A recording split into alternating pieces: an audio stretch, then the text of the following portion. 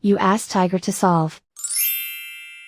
This deals with linear equations with one unknown. The final result is k equals 2 over 3.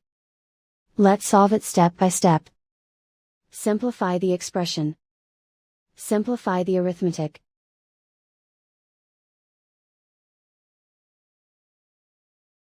Group all constants on the right side of the equation. Add 1 over 3 to both sides. Combine the fractions. Combine the numerators. Reduce the zero numerator. Simplify the arithmetic.